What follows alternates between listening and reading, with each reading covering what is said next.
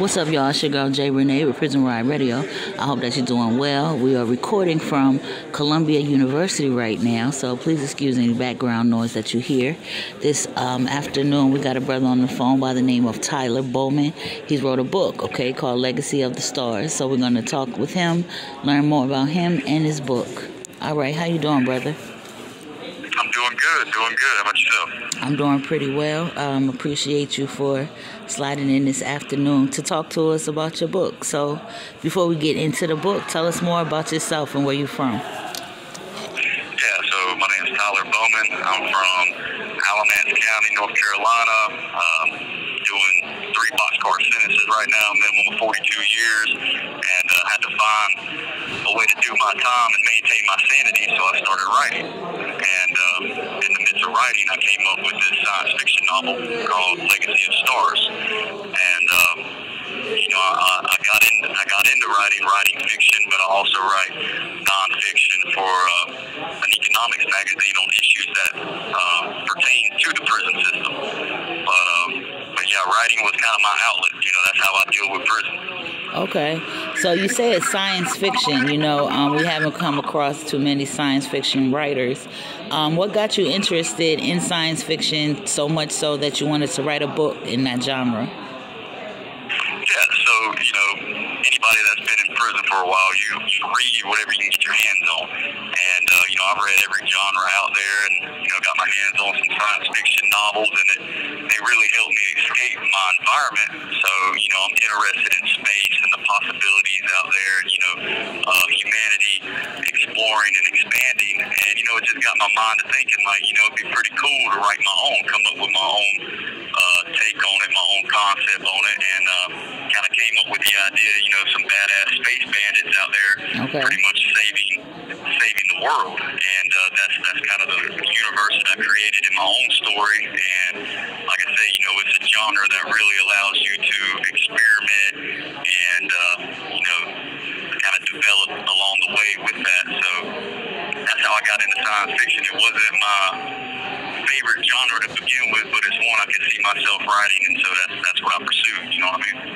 Okay, so do you plan on writing some more science fiction novels, or do you think you'll try a different genre? So right now, I'm in the middle of my second manuscript for a book that would be considered more of a drama. It's like a tearjerker. Okay. I don't want to be defined as a writer on any single genre, but the Legacy of Stars was actually written with a sequel in mind. So it actually ends, and it will have a sequel. So that'll be the third book that I write.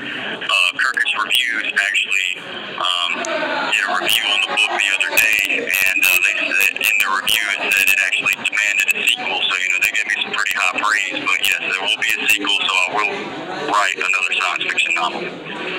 Okay, so I know you said something about economic type of books. Tell us a little bit more about that. Yeah, so there's this economics magazine called Dollars and Cents that the circulation usually goes to like prison professors. The contributors are usually the academic type. But I wrote a pitch to their magazine, and they ended up going with it. So I've written 2 articles for them already. One is why education in the prison system matters, and then another one talks about the labor issues and the idleness in the prison system. And then I actually just sent them a 3rd article that should come out later this year on how people actually survive in the prison system through hustles and stuff like that.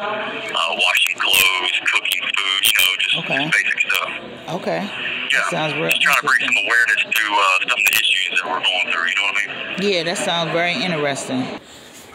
All right, so I had to find us a little bit of a more quiet spot. People started getting a little more excited. It's an event going on here called Beyond the Bars.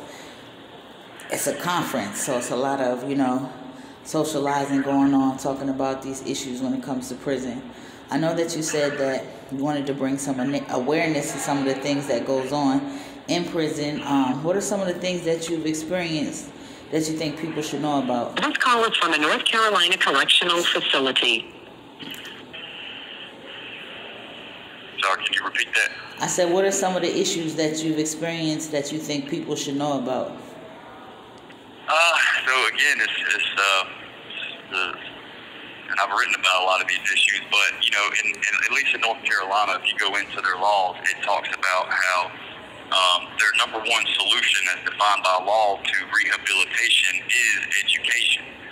So, like I mentioned earlier, I got a lot of time, and there's not really many educational opportunities provided to me. It's usually opportunities available to people that have smaller sentences. So what I write about is how that essentially translates into them saying that people with longer sentences are not worth rehabilitating. We're not going to waste resources on people that have a lot of time in prison and rehabilitating them right now. We're not going to invest in them or try to make them better people. And so that's I write about education and prison in that light.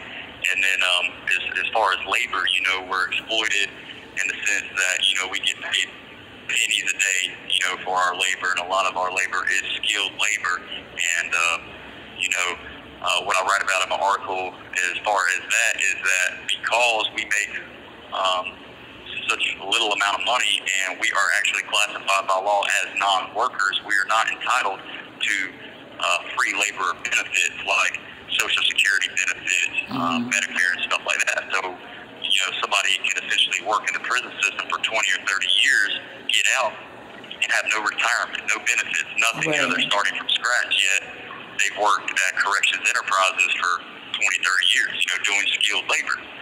So that's what I touch on as far as labor. And then, idleness, even though we're exploited in our jobs, there are not enough jobs for everybody. So, yeah, we're exploited, but people want jobs because they want to do something with their day. They want to occupy their time. Yeah, there's not enough educational opportunities. There's not enough employment opportunities. So you really have the majority of the population under a condition of forced idleness. You know what I mean? The state is imposing this forced idleness, which is, that's where, idle hands leads to the devil's work. You know what I mean? That's where bad things can happen, is when people don't have stuff to do.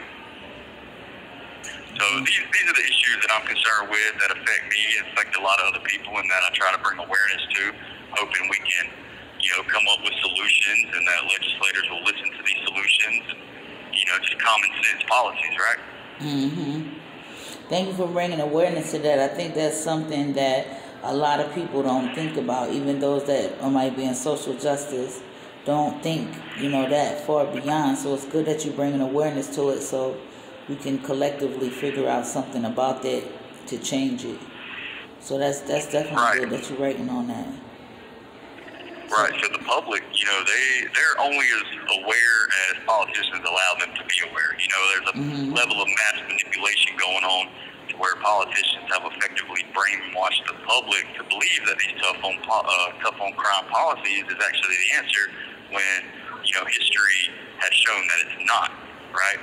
And I'm hoping times will change, that this next generation of politicians and legislators and activists and lobbyists that come in can actually implement some change, because the prison system as a whole is ripe for change. You know what I mean? It's gathering support, exposure. It is generating some exposure. People are becoming more concerned and starting to hold the system more accountable. So I am interested to see what that leads to, and hopefully it leads to something positive sooner rather than later. I hope so as well, brother. All right, so where can people find your book? So you can find my book on Amazon, website called Book Baby. They're my distributor.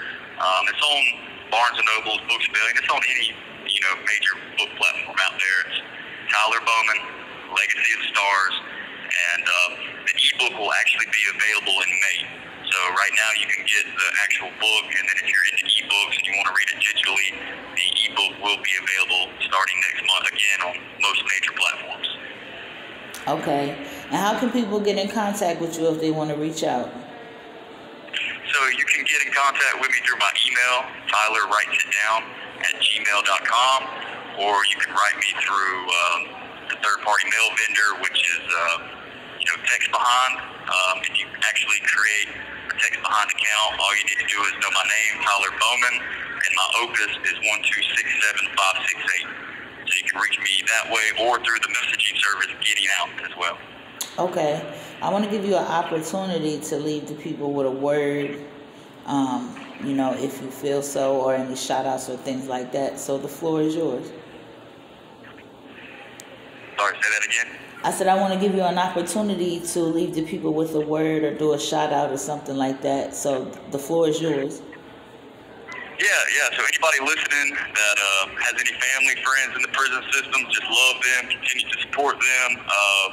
We need people out there. We have to rely on people out there. It's hard for us to get anything done from in here.